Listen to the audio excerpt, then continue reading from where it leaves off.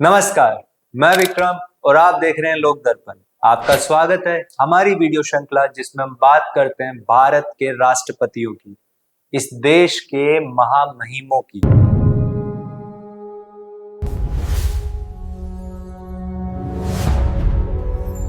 जून 1984 देश की सेना स्वर्ण मंदिर परिसर में प्रवेश करती है। देश का राष्ट्रपति, जिसे संविधान सेना का सर्वोच्च कमांडर मानता है, उसे इस कार्रवाई की जानकारी पहले से नहीं होती। उस दिन कोई सार्वजनिक विरोध नहीं हुआ, कोई संवैधानिक टकराव नहीं हुआ, कोई बयान नहीं आया, सिर्फ एक चुप्पी रही। और उस चुप्पी में राष्ट्रपति पद फिर एक सवाल बन गया। लेकिन उनका कार्यकाल शांत नहीं रहा। ऑपरेशन ब्लू स्टार, 31 अक्टूबर 1984 इंदिरा गांधी की हत्या। देश में सिख विरोधी दंगे होने लगे। राष्ट्रपति और प्रधानमंत्री के बीच तनाव, प्रधानमंत्री को बर्खास्त करने की चर्चा, राष्ट्रपति पर महाभियोग की आशंका, 5 साल लगातार संकट और हर बार सवाल उसी कुर्सी पर। भारत के 7वें राष्ट्रपति, देश के 7वें प्रथम नागरिक यानी जेल सिंह। 1948 देश आजाद हो चुका था, लेकिन पंजाब की एक रियासत फरीदकोट अब भी राजशाही के अधीन थी। वहां एक नौजवान प्रजामंडल चला रहा था, रियासत के खिलाफ सत्याग्रह कर रहा था। नाम ज्ञानी जेल सिंह। राजा ने आंदोलन कुचलने का आदेश दिया, गिरफ्तारी हुई, जुर्माना लगाया गया, लेकिन सजा यही खत्म नहीं हुई। आदेश था हाथ पैर बांध दो, पगड़ी उतार दो और पूरे शहर में घुमाओ। यह सिर्फ दंड नहीं था, यह राजशाही का संदेश था, विरोध की कीमत। मामला दिल्ली पहुंचा। जवाहरलाल नेहरू और सरदार पटेल ने हस्तक्षेप किया। फरीदकोट रियासत भारत में मिला दी गई और वह नौजवान राष्ट्रीय राजनीति की नजर में आ गया। यह सिर्फ संघर्ष नहीं था, यह पहचान की शुरुआत थी। इसके बाद उनकी राजनीति एक अलग रास्ते पर चली। सिर्फ कांग्रेस संगठन के नेता नहीं बने, उन्होंने धार्मिक मंचों पर भी बोलना शुरू किया, गुरुद्वारों में प्रभाव बढ़ाया, ग्रामीण इलाकों में अपना जनाधार बनाया। पंजाब में धर्म और राजनीति अलग नहीं चलते। और इसी माहौल में जेल सिंह सिर्फ एक नेता नहीं, एक प्रभाव बन रहे थे। दिल्ली ये सब देख रही थी। 1972 इंदिरा गांधी की जीत के बाद उन्हें पंजाब का मुख्यमंत्री बनाया गया। यह सामान्य नियुक्ति नहीं थी, यह वही दौर था जब केंद्र राज्यों में पूरी राजनीतिक पकड़ चाहता था। पंजाब में अकाली दल मजबूत था, धार्मिक पहचान राजनीतिक चुनौती बन चुकी थी। दिल्ली को ऐसा मुख्यमंत्री चाहिए था जो पंजाब को संभाले और केंद्र पे सवाल ना उठाए। जेल सिंह इस भूमिका के लिए बिल्कुल फिट रहे। 1977 आपातकाल के बाद कांग्रेस सत्ता से बाहर हो गई, वे भी चुनाव हार गए, लेकिन उनकी पहचान बनी रही, सत्ता के प्रति असहमति नहीं। 1980 इंदिरा गांधी फिर सत्ता में लौटी और दिल्ली ने उन्हें राज्य से उठाकर केंद्र में बुला लिया। ज्ञानी जेल सिंह देश के गृह मंत्री बने।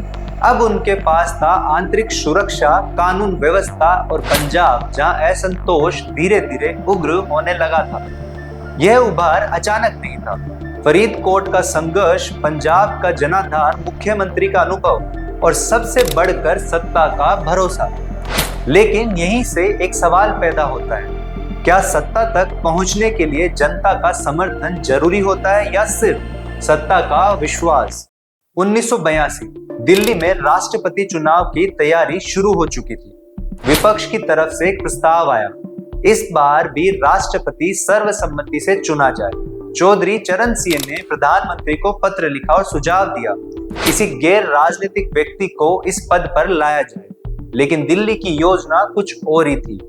कांग्रेस के भीतर कई नाम चल रहे थे, पीवी नरसिंह राव तब विदेश मंत्री, आर वेंकटरमन रक्षा मंत्री, बीडी जट्टी पूर्व उपराष्ट्रपति। लेकिन हर नाम के साथ एक राजनीतिक समस्या थी।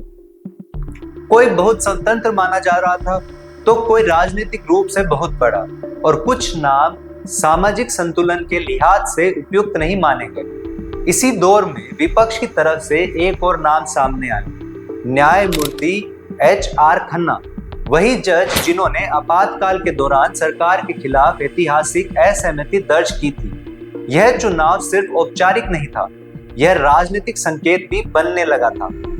इंदिरा गांधी अपने पत्ते खोलकर नहीं खेलना चाहती थी, वे देखना चाहती थी विपक्ष आखिर किस नाम पर एकजुट होता है। इसलिए अंतिम निर्णय आखिरी तक गोपनीय रखा गया। और फिर 8 जून 1982 देश के गृह मंत्री ज्ञानी जेल सिंह को पहला संकेत मिला। कुछ घंटों बाद राजीव गांधी खुद उनके घर पहुंचे। 2 बातें कही, नामांकन की तैयारी कीजिए और यह जानकारी अभी सार्वजनिक नहीं होगी। 22 जून कांग्रेस संसदीय दल की बैठक, पार्टी ने उम्मीदवार तय करने का अधिकार प्रधानमंत्री को दिया और उसी बैठक के बाद निर्णय सार्वजनिक हुआ। राष्ट्रपति पद के लिए कांग्रेस के उम्मीदवार होंगे ज्ञानी जेल सिंह। अब गणित साफ था, लोकसभा और विधानसभाओं में कांग्रेस और उनके सहभागियों के पास करीब 65% मत थे, लेकिन इसके बावजूद समर्थन जुटाया गया। अकाली दल के कुछ धड़े, DMK, नेशनल कॉन्फ्रेंस, कई क्षेत्रीय दल, यह सिर्फ जीत सुनिश्चित करना नहीं था, यह संदेश देना था। चुनाव हुआ, यानी जेल सिंह को मिले 7,54,000 से अधिक मतों का मूल्य और उनके प्रतिद्वंदी HR खन्ना को करीब 2,80,000। 25 जुलाई 1982 उन्होंने शपथ ली। भारी बारिश के बीच राष्ट्रपति भवन के दरबार हॉल में उन्हें सांसदों से ज्यादा उनके गांव और परिवार के लोग मौजूद थे। लेकिन इस पूरे चयन में सबसे महत्वपूर्ण बात संख्या नहीं थी, महत्वपूर्ण था कारण। और यहीं से एक सवाल पैदा होता है, क्या राष्ट्रपति इसलिए चुना गया था कि वह स्वतंत्र रहेगा या इसलिए कि उस पर भरोसा किया जा सके। लेकिन इस चयन को लेकर कुछ सवाल राजनीतिक हलकों में भी उठे। पंजाब उस समय असंतोष और उग्र राजनीति के दौर से गुजर रहा था और विपक्ष के कुछ नेताओं ने यह संकेत दिए कि यह चयन सिर्फ सार्वजनिक संतुलन नहीं, एक राजनीतिक गणित भी था। इन दावों की कई और आधारिक पुष्टि नहीं, लेकिन यह साफ था, यह नाम पूरी तरह नेचुरल नहीं माना जा रहा था। जून 1984 पंजाब में हालत काफी समय से बिगड़ रहे थे, लेकिन 5 जून की रात स्थिति एक सैन्य कार्रवाई तक पहुंच गई। ऑपरेशन ब्लू स्टार, भारतीय सेना स्वर्ण मंदिर परिसर में भेजी गई। देश का राष्ट्रपति ज्ञानी जेल सिंह एक सिख था और कार्रवाई शुरू होने से पहले उन्हें इसकी जानकारी नहीं दी गई। सुबह जब खबर मिली तो उन्होंने सरकार से पुष्टि मांगी, क्योंकि संवैधानिक रूप से सेना का सर्वोच्च कमांडर राष्ट्रपति ही होता है, लेकिन निर्णय पहले ही लागू हो चुका था। कुछ दिनों बाद सरकार ने कहा अकाल तख्त को कोई गंभीर नुकसान नहीं हुआ। राष्ट्रपति अमृतसर पहुंचे, लेकिन वहां जो उन्होंने देखा वह अलग था। अकाल तख्त पूरी तरह क्षतिग्रस्त था, दीवारों पर गोलियों के निशान थे, परिसर के भीतर तनाव अभी भी था, उनके काफिले पर फायरिंग भी हुई। फिर भी उन्होंने परिक्रमा पूरी की। लेकिन इस यात्रा के बाद सबसे बड़ी प्रक्रिया सरकार से नहीं आई, उनकी अपने समुदाय से आई। उन्हें तनख्वाह घोषित किया गया, आरोप लगे, मर्यादा का उल्लंघन हुआ, लेकिन यह दंड लंबे समय तक एक जैसा नहीं रहा। धार्मिक अनुशासन के भीतर भी राजनीति काम करती रही। अकाली नेतृत्व में मतभेद उभरे, बातचीत हुई और कुछ समय बाद यह दंड वापस ले लिया गया, लेकिन अब तक एक चोट लग चुकी थी। राष्ट्रपति भवन में बैठा व्यक्ति अपने समाज के भीतर सवालों के घेरे में था। और फिर 31 अक्टूबर 1984 सुबह प्रधानमंत्री इंदिरा गांधी की हत्या कर दी गई। उस समय राष्ट्रपति विदेश दौरे पे थे। वापसी के दौरान उन्होंने संविधान की प्रति निकाली, प्रावधान देखा। प्रधानमंत्री की नियुक्ति राष्ट्रपति करता है। दिल्ली पहुंचने के बाद उन्होंने सीधे एम्स जाने का फैसला किया और उसी समय राजीव गांधी को प्रधानमंत्री पद की शपथ दिला दी गई। देश को तुरंत एक स्थिर सरकार मिल गई, लेकिन संकट यही खत्म नहीं हुआ। अगले 4 दिन दिल्ली और देश के कई हिस्सों में सिख विरोधी दंगे हुए। लगातार फोन आते रहे, मदद की अपीलें आती रही, लेकिन राष्ट्रपति के पास सीधे हस्तक्षेप का कोई प्रशासनिक अधिकार नहीं था। बाद में उन्होंने कहा, यह समय ऑपरेशन ब्लू स्टार से भी ज्यादा असहायक था। यहीं से राष्ट्रपति और प्रधानमंत्री के बीच दूरी बढ़ने लगी। संवैधानिक परंपरा के अनुसार प्रधानमंत्री महत्वपूर्ण फैसलों की जानकारी राष्ट्रपति को देता है, लेकिन धीरे धीरे ये संवाद कम होने लगा। बैठकें बंद हो गई, सूचनाएं सीमित हो गई और दिल्ली में एक नई चर्चा शुरू हुई। क्या राष्ट्रपति प्रधानमंत्री को हटा सकते हैं? तनाव यहीं तक नहीं रुका। पोस्टल बिल राष्ट्रपति के पास आया। यह कानून सरकार को निजी पत्राचार की जांच का अधिकार देता है। राष्ट्रपति ने इस पर हस्ताक्षर नहीं किए, उन्होंने इसे लंबित रखा। संविधान राष्ट्रपति को निर्णय के लिए समय सीमा नहीं देता। चुप्पी अब संवैधानिक उपकरण बन चुकी थी। अब स्थिति और असामान्य हो चुकी थी। राष्ट्रपति भवन में विपक्षी नेता आने लगे, अखबारों में खबरें आने लगी, प्रधानमंत्री की बर्खास्तगी की संभावना, और साथ ही सरकार की तरफ से एक और चर्चा, क्या राष्ट्रपति के खिलाफ महाभियोग चल सकता है? देश के दो सर्वोच्च पद एक ही संविधान के भीतर, लेकिन विश्वास के बिना। और यह कुर्सी सबसे कठिन स्थिति में थी। न टकराव की स्थिति, न पूरी दूरी की स्वतंत्रता, सिर्फ संवैधानिक सीमाएं। असली संकेत एक और घटना से मिला। लोकसभा में सत्तारूढ़ दल के एक सांसद ने कहा, राष्ट्रपति भवन आतंकवादियों का अड्डा है।